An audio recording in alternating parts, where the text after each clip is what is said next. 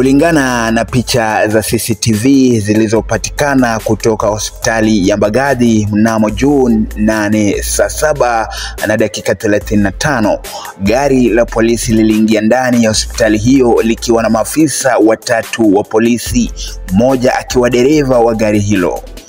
Baada ya kufika, maafisa wawili walitoka kwenye gari na kuonekana wakijadiliana kwa muda mfupi kabla ya kuelekea ndani ya hospitali.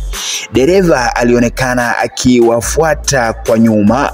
Hata hivyo, kabla ya kufika katika chumba cha dharura, mmoja wa maafisa hao alipokea simu na akarejea nje huku akifuatiwa na wenzake wawili.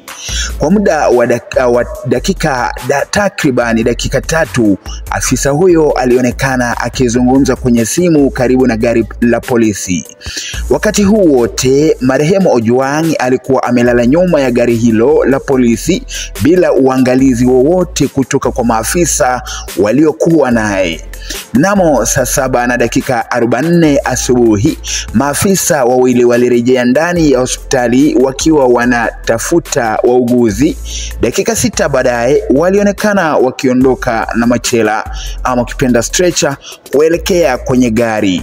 Hata hivyo, ilichukua dakika 10 kumtoa Ojwang kutoka kwenye gari hadi ndani ya hospitali kwa msaada wa mlinzi wa usalama wa hospitali hiyo.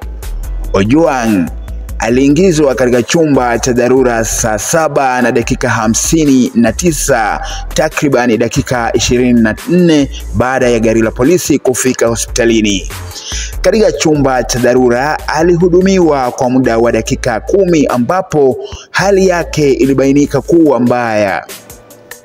Daktari alithibitisha yafuatayo kuhusu hali yake: hakukuwa na dalili za mwitikio, hakukuwa na mapigo ya moyo ama kipenda cardiac activity, mwili wake ulikuwa baridi kabisa, uso wake ulikuwa umevimba, kulikuwa na michibuko mingi kwenye mwili wake. Na mnamo saa 8 dakika 10 asubuhi, CCTV ilimnasa afisa mmoja wa polisi akitoka kwenye chumba cha dharura akiwa ameambatana na mwili wa Ojwang saa 8 na dakika 15.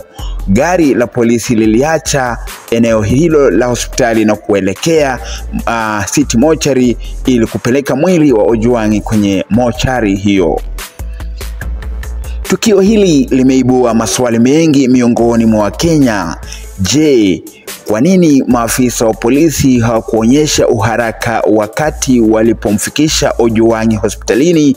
Je, walikuwa wakizungumza na nani kwenye simu kwa dakika hizo zote muhimu?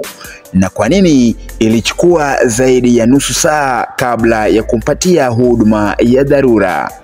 Kwa upande wake, Bwana Samson Talamu ambaye ni mkuu wa kituo cha polisi cha Central alidai kuwa hakuwepo kazini wakati wa Ojwang alipofikishwa na kuandikishwa kituoni.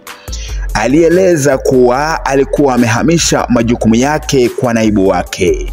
Hadi sasa, jamii inasubiri majibu kutoka kwa mamlaka husika, huku ikizidi kutaka uchunguzi huru na wa kina kufanyika kuhusu tukio hili linalozua hisia kali na maswali ya haki, utu na wajibu wa maafisa wa usalama kwa wananchi. Ni mwisho wa habari hizi kwa sasa, ila usiende mbali, manake tunazidi kufuatilia habari hizi na iwapo tutapata geni tutakuwa tunakujuza. Thank you for choosing Kenado Media as your primary news platform. Kwa kuendelea kutazama video zetu, tunatutia moyo kufanya utafiti na kuandalia taarifa kutoka kote duniani. Cha kufanya wewe ni kusubscribe, kucomment, kulike na kushare kwa watu wengi zaidi. Kenado Media, home of trends.